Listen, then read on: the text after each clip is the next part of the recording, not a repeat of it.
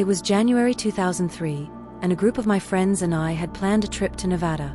We were all excited, not just for the gaming event we had lined up, but also for the week of fun we were sure to have together. The kind of trip you remember for a lifetime.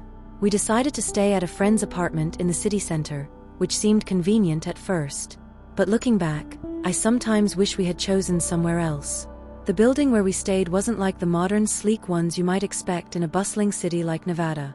No, this place was different, old, towering, and full of history. It had this strange, almost timeless aura about it, like you were stepping into a different world the moment you crossed the threshold. The walls were lined with dark, worn wood that creaked underfoot, and every door seemed to groan as if it were protesting being opened. At first, I thought it was kind of charming, like something out of a classic movie. But the more time we spent there, the more unsettling it became. There was a heaviness in the air, something I couldn't quite put my finger on. It wasn't just the age of the building, it felt like the walls had witnessed things better left forgotten. From the moment we walked in, there was a lingering tension, like the building itself was watching us. None of us said anything at the time, but we all felt it. Something was off, and we hadn't even realized yet just how wrong things were going to get. The building had 2 elevators, both made entirely of wood. They looked like something straight out of a different century, ancient, creaky, and slow. At first glance, they just seemed like part of the building's old charm. But it didn't take long for us to realize there was something unsettling about them. They groaned and rattled with every use, making these strange, almost rhythmic noises, as if something deep inside the walls was moving along with us. We all joked about it at first, saying it was just because of the elevator's age, that old buildings come with their quirks. But deep down, none of us felt entirely at ease. What really stuck out was the feeling whenever we stepped inside. None of us had ever had any issues with tight spaces before, no one was claustrophobic. But the moment those heavy wooden doors would close, it was like the air got sucked out of the room. The space seemed to shrink, and this thick, oppressive sensation would settle over us.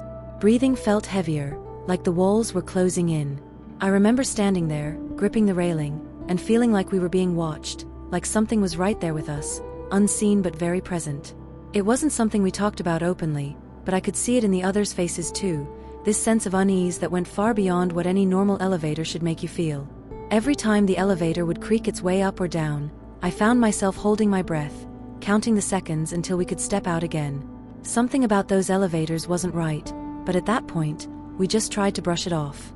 Little did we know, they would play a much darker role in our stay.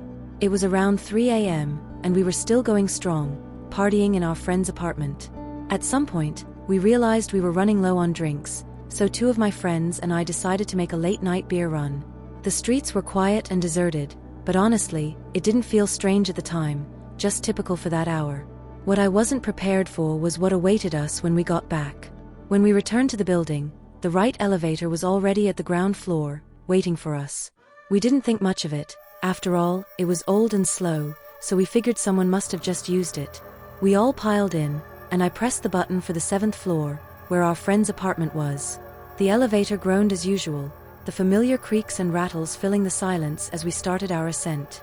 But after a few moments, something felt off. We had passed what felt like more than 7 floors.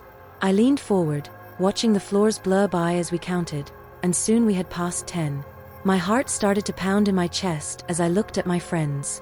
They were just as confused and uneasy as I was. Finally, the elevator came to a stop, but not on the 7th floor. We had somehow reached the 16th floor, far higher than where we were supposed to be. The wooden doors didn't open right away. We stood there in silence, staring at them, waiting for something, anything. The air was thick with tension, and the only sound was the faint hum of the elevator's motor. Then we heard it. The other elevator, the left one, had stopped on the same floor. There was this eerie clicking sound, and its doors opened. For a moment, nothing happened. We held our breath, waiting to see who had ridden the other elevator. But when we peeked out, the other car was completely empty. No one had called it. No one had gotten in. As if on cue, the doors to our elevator slowly creaked open. The cold, stale air of the 16th floor hit us, and we didn't wait to see what might happen next. In a panic, we rushed out of the elevator and bolted down the stairwell, skipping steps in our hurry to get back to the safety of the 7th floor. The silence that followed us down the stairs was almost deafening, but it was better than whatever was waiting for us on that floor. I don't think any of us dared to look back. The next few nights were anything but restful.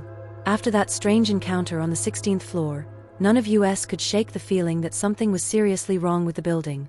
At first, we tried to brush it off as just a weird coincidence, maybe an old elevator glitch, but the unease hung over all of us like a dark cloud. Every night, we could hear the elevators moving.